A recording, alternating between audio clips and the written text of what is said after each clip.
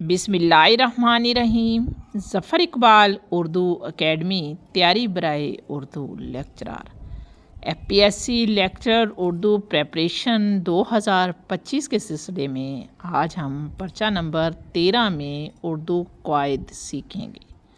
उर्दू क़वाइद में आज का टॉपिक है लिसानियात और उर्दू क़वाइद का इस्तेमाल। तो आइए इस मज़ेदार से टॉपिक को पढ़ते हैं। हमारा पहला सवाल है लिसानियात।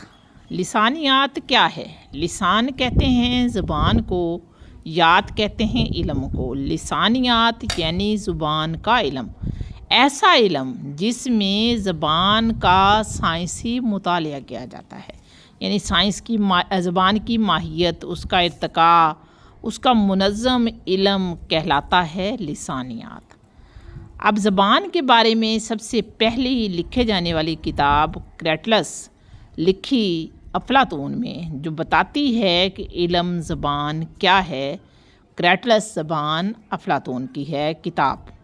सौतियात, सौत आवाज़ को कहते हैं, यात इल्म। सौतियात यानी आवाज़ का इल्म, आवाज़ों की तश्कील कि आवाज़ें कैसे बनती हैं, उनकी अदायगी कि हम कैसे आवाज़ मुंह से निकालते हैं। तरसील, कैसे आवाज़ों के ज़रिए हम पैगामात एक दूसरे तक पहुँचाते हैं। और मुखारज यानी कौन सी आवाज़ कहाँ से निकलेगी का मुतालिया सौतियात कहलाता है। सौतियात आवाज़ों की तश्कील, अदायगी, तरसील और मुखारज का मुतालिया। फ़ुनीमियात, सवाल नंबर 4 है फ़ुनीमियात। फ़ुनीमियात से क्या मुराद है? किसी ज़बान की तखालफी और इम्तियाज़ी अस्वात की इकाइयों का मुतालिया, यानी कोई भी आवाज़ हम किसी लफ्ज़ के लिए मुंह से निकालते हैं, वो दूसरी आवाज़ से कैसे मुख्तलिफ है और कैसे ख़ास है, वो फ़ुनीमियात कहलाएगी। फ़ुनीमियात में लफ्ज़ों की अदायगी से जो मानी में फ़र्क आता है उसे देखते हैं। जैसे कमर, इंसानी कमर, और कमर चाँद, तो दोनों की आवाज़ों में जो फ़र्क है वो फ़ुनीमियात में हम उसका मुतालिया करते हैं। मार्फीमियात यानी आवाज़ की छोटी से छोटी इकाई, यानी वो दो मार्फीम जिनसे मिलकर एक लफ्ज़ बनता है, मार्फीमियात कहलाता है। और इन मार्फीम का मुतालिया मार्फीमियात के इल्म में किया जाता है। ज़बान की छोटी से छोटी बामानी इकाई का मुतालिया मार्फीमियात कहलाता है। मसवता या वावल या हरूफ इल्लत, जो आवाज़ हमारे मुंह से खारिज हो बग़ैर रुकावट के, जैसे आ, ई, ओ, ए, वो कहलवाता है मसवता। अभी हमने मार्फीमियात पढ़ा था कि हम उसमें लफ्ज़ों की छोटी से छोटी इकाई का मुतालिया करते हैं। तो उसकी मिसाल है किताबें। किताब एक मार्फीम है और ये दूसरा, ये दो मार्फीम से मिलकर बना है। क्रेटलस जो किताब लिखी थी अफलातून ने, वो यूनानी ज़ुबान में लिखी थी। सौतियात की शाख जो सुनने वाले की आवाज़ की तरसील का मुतालिया करती है, यानी एक आवाज़ दूसरे कान तक कैसे पहुँचती है, वो तरसीली सौतियात कहलाता है।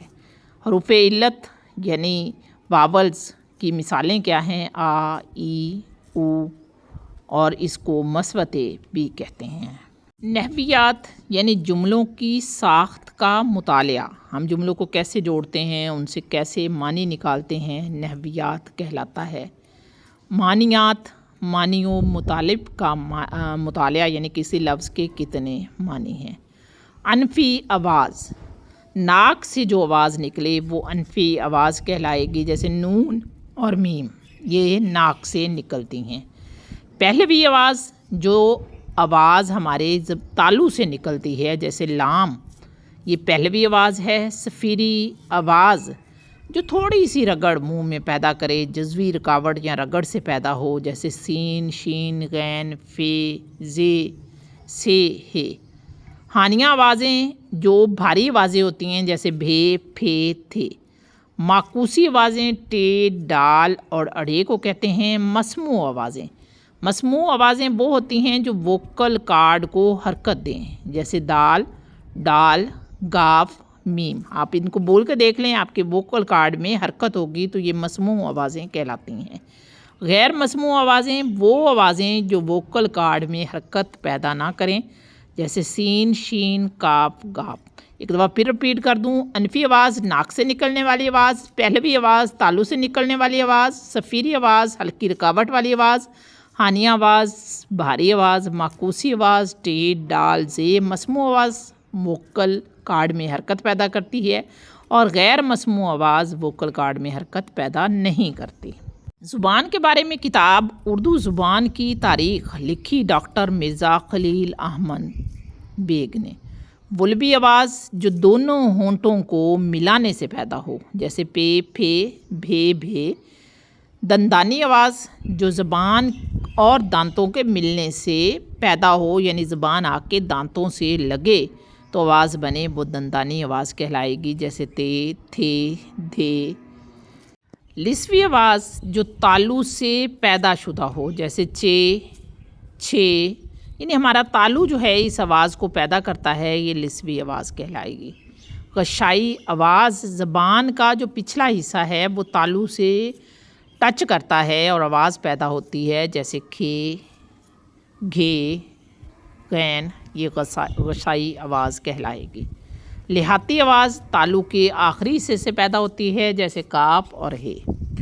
انشاء کے معنی تحریر کے ہیں, یعنی لکھنا. انشاء سے معنی ہے لکھنا. اگر بات کریں اردو کے گروہ کی تو اردو کا گروہ ہے ہند آریائی, یعنی اردو ہند آریائی گروہ سے تعلق رکھتی ہے, اور جس خاندان سے تعلق رکھتی ہے وہ ہند یورپی ہے. کرسی عربی زبان کا لفظ ہے. اب لفظ کیا ہے؟ دو یا دو سے زیادہ حروف کا مجموعہ لفظ کہلاتا ہے. لفظ کی اقسام دو ہیں, کلمہ اور محمل. کلمہ بامانی لفظ جس کی آپ کو سمجھ آئے, جیسے میں کہتی ہوں روٹی ووٹی, تو روٹی جو ہے وہ کلمہ ہے, اور ووٹی چونکہ اس کا کوئی معنی نہیں ہے اس لیے وہ محمل ہے. لفظ کی دو اقسام ہیں, کلمہ اور محمل. لفظ حرفوں سے مل کر بنتا ہے. اب کلمہ جو بامانی لفظ ہے اس کی تین اقسام ہیں, اسم, فعل, حرف. اسم جگہ, شخص, چیز, کیفیت کا نام. فعل کسی کام کا کرنا یا ہونا. حرف, اچھا فعل میں کام کا کرنا یا ہونا زمانے کے لحاظ سے پایا جاتا ہے.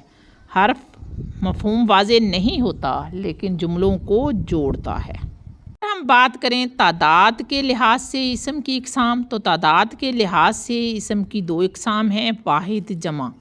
جنس کے لحاظ سے اسم کی دو اقسام ہیں, مذکر, مؤنث. بناوٹ کے لحاظ سے اسم کی تین اقسام ہیں, اسم جامد, اسم مصدر, اسم مشتق. اور معنی کے لحاظ سے اسم کی دو اقسام ہیں, اسم معرفہ اور اسم نکرہ. معرفہ خاص جگہ, شخص یا چیز کا نام. نکرہ عام جگہ, شخص یا چیز کا نام. واضح رہے یہ معنی کے لحاظ سے دو قسمیں ہیں. بناوٹ کے لحاظ سے جو تین قسمیں ہیں اس میں پہلی قسم ہے اسم جامد. جامد جیسا کہ نام سے نکلا ہے یہ جامد ہے, یعنی یہ نہ تو کسی کلمہ سے نکلتا ہے اور نہ ہی اس سے دوسرے کلمات بنائے جاتے ہیں. ہم اہل زبان سے اسم جامد کو سنتے ہیں, جیسے قلم, پینسل, دوات, کتاب, چاک.